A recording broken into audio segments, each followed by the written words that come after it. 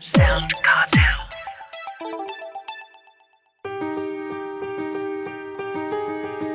From SoundCartel, I'm Nicole Goodman, and this is Business Essentials Daily.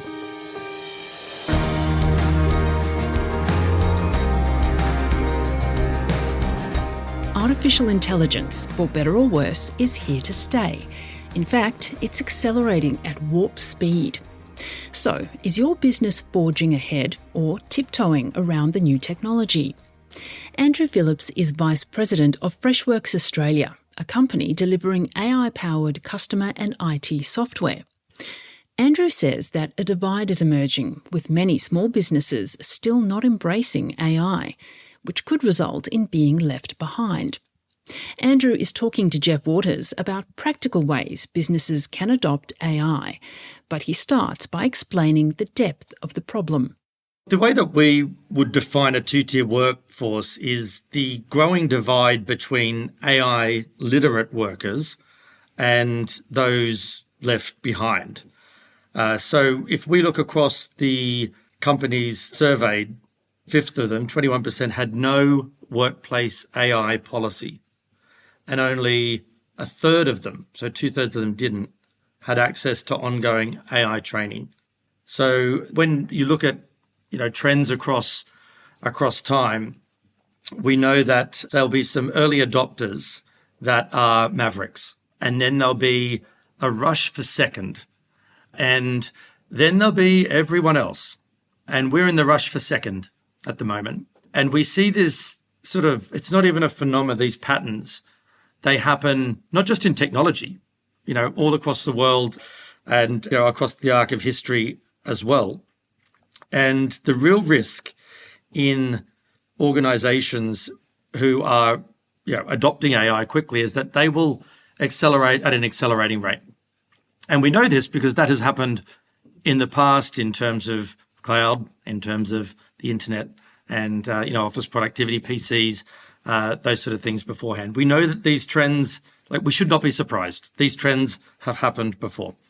But if my business is going okay and my employees appear to be doing their jobs well, we're making a profit. Things might be difficult, but we're making a profit. Why on earth do I need to go down this rabbit hole?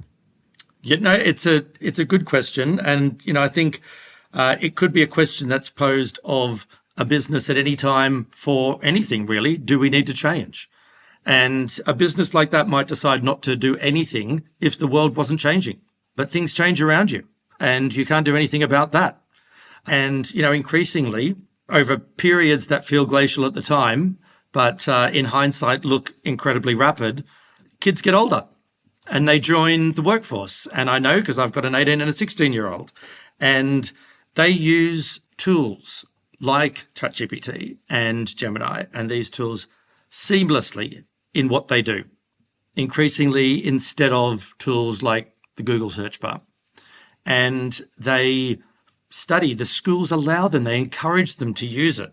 So this is the generation, not that is about to come into the workforce, but is in the workforce now. And, us oldies, we need to not only be allowing them to do that, but we need to be embracing it ourselves so that we don't hasten our retirement. So how? How can I not hastening my retirement sounds like a very good idea to me, but how do I not hasten that redundancy, if you like?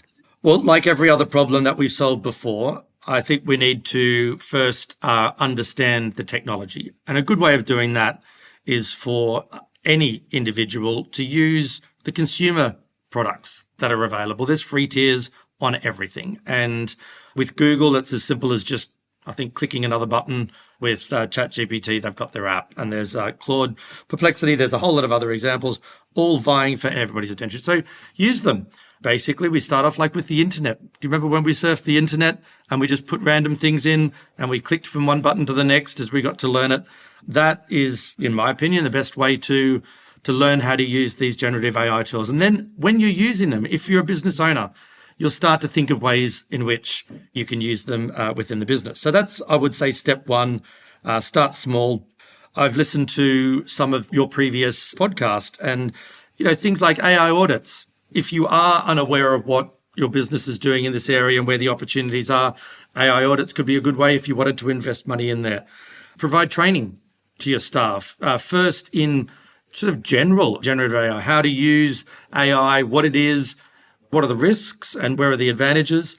And then, and this is what the analysts tell organizations of all sizes, when developing an AI policy, to either decide, are you going to bring in a tool and build it yourself, or are you going to look for vendors who are leading the way in integrating generative AI into tools that people are already familiar with? So you might look at something like Microsoft Copilot on Word and things like that, or Google's Gemini included in G Suite. That's a nice, easy way of getting into it on consumer-facing tools. And then there's tools like we offer at Freshworks. We've got a cute name for our AI platform called Freddy, and Freddy's involved in all of our products. And that's a way that users can see the benefit of generative AI in real time. They might have been working on a help desk before, an internal help desk, and all of a sudden they've got this extra Copilot that comes along with it, a little buddy called Freddy, and it's doing the boring stuff, the repetitive email responses. So these are all ways in which organizations can start to get using generative AI. Now, that was a good example, repetitive emails. A lot of our audience might be asking, well, what benefit would this have? So that's a good example. How does that work?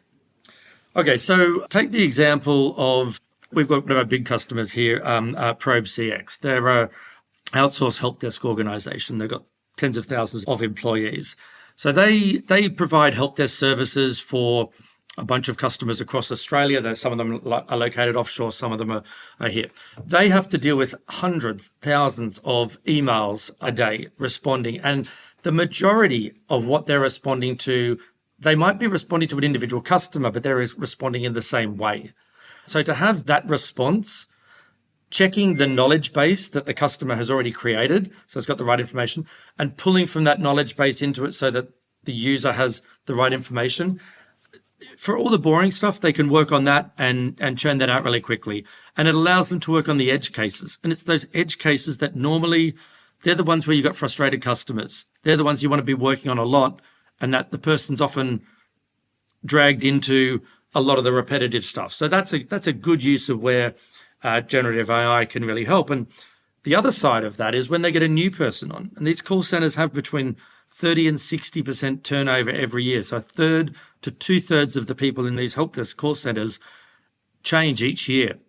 And so the easier it is for them to onboard and to be able to use tools that are intuitive, that they can access in internal validated documents and knowledge bases, the faster they are to turn an investment on the customer, and the better they are at serving their customers.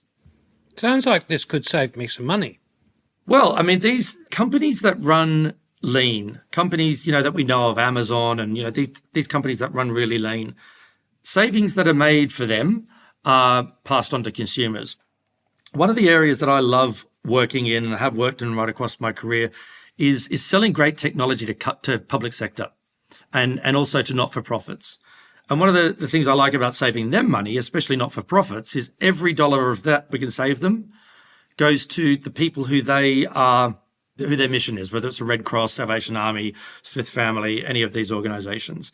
Rather than giving them a donation, $500,000 donation, if we can save them $500,000, that goes straight to homeless people and people who they're saving. And likewise with government, if we can save the tax office a bunch of money, or any government department, a police force, a bunch of money. These governments are not-for-profit organizations. They have to put that money back into the community somewhere. Now, politically, we might have ideas on where they should put it over somewhere else, but the money gets saved and it goes back to, citizens. All right. I don't want to develop a two-tier workforce. I want to, all be on that, have all of my workforce on that second tier, but there may be some reluctance with some of my employees. How do I hold their hand and bring them along? Good question. And I think, like any good leader, you want to be able to understand the technology and then show your team where the benefits are with that. We have a great customer at Freshworks who had an issue up in the Gold Coast where they were 2 days without power up there after the hurricane, and a lot of their help desk was up in the Gold Coast. and they were maintaining cinemas across Australia. And the leader of the help desk jumped in and was using the technology to respond to internal service requests. Now, they started using the Freddy AI, the generative AI tool that we have, and they familiarized themselves with it and were able to go back to their team and show them how they were using it themselves. So I think that's, for any organization, you want to be able to lead and show them that you can use the technology yourself, or at least understand the technology, because otherwise, as leaders, we stand to get left behind. And it's totally fine for our workforce to know more than us, but we need to be driving the strategy in the direction of organizations, whether a small business or a huge government agency. We need to understand what this technology can do, where the risks are with it, and how we can introduce it for the greater good of our organisation. That's Andrew Phillips, Vice President of Freshworks.